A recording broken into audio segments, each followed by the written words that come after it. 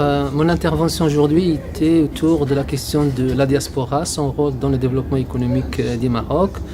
Bon, c'est une question qui est très importante évidemment, qu'il ne faut pas prendre à la légère et qui est très complexe parce qu'il y a beaucoup de dimensions qui rentrent en jeu. En tout cas, l'expérience marocaine dans ce sens est positive, dans la mesure où il y a une politique d'immigration qui est installée ici depuis longtemps. Et donc il faut capitaliser sur cette expérience. Mais aussi, il y a un autre problème dont j'ai parlé tout à l'heure au niveau de mon intervention concernant la multiplication des acteurs qui s'occupent de la diaspora. Donc il faut qu'il y ait une coordination vraiment entre ces acteurs pour aboutir à des résultats importants.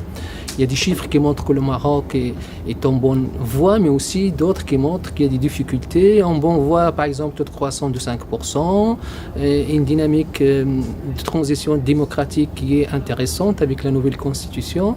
Ce sont des éléments positifs, mais il y a aussi d'autres éléments négatifs, comme par exemple le nombre de publications, le nombre de brevets qui reste faible, ainsi que la qualité de la croissance qui reste tirée par des éléments qui ne contiennent pas beaucoup de capital humain pour aller vite ou de technologie. D'où le rôle de la diaspora qui peut jouer un rôle pour accélérer la croissance économique, pour s'intégrer dans ces processus et être dans un sentier de croissance plus intéressant.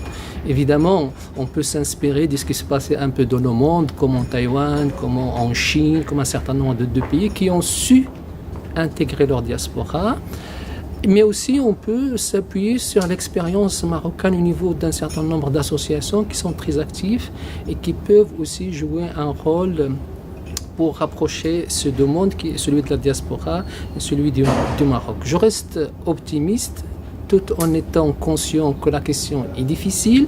Donc on a donné un certain nombre de recommandations que je ne peux pas évidemment donner en détail ici, un certain nombre de recommandations pour pouvoir utiliser cette diaspora scientifique et économique et entrepreneuriale.